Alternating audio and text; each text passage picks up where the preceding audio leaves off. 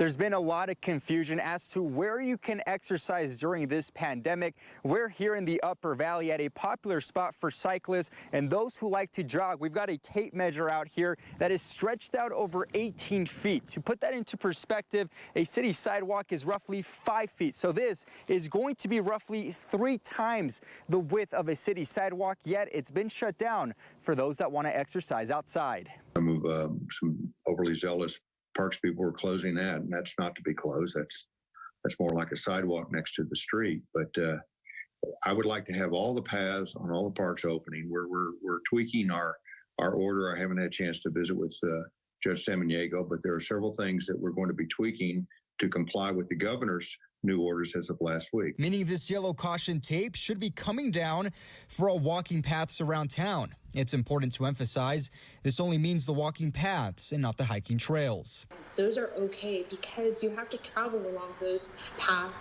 pathways to get to different essential facilities.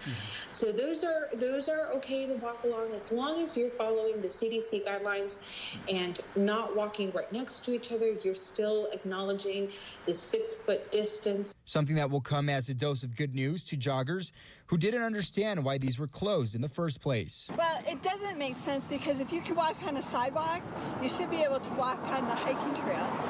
There's no more social distancing here than there is on this sidewalk. Actually, that trail is bigger than this sidewalk. While flat walking trails will reopen, don't expect parks like the Franklin Mountains to follow suit. The reason being, too many hikers were getting stuck. In the 2 weeks prior to our stay-at-home order, we had 5 mountain rescues here on Mount Franklin. Every time there is a mountain rescue, it takes up to 40 fire rescue personnel to get that person off the mountain. We don't have the manpower during this pandemic to be spending it up there with amateur hikers who are just trying to get out and then get lost and trapped. It also goes without saying that while the trails are opening up, not everyone should be on them. It all comes down to common sense. Don't bring grandma and grandpa with you, please. Yes, you have a higher number of 30, 40-year-olds that are getting the positive cases.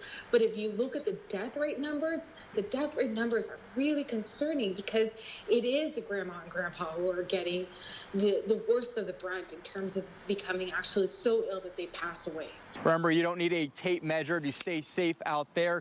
Just observe social distance if you're going to be coming out to these walking and biking trails. And above all else, make sure to avoid big groups. Reporting in the Upper Valley, JC Navarrete, ABC 7.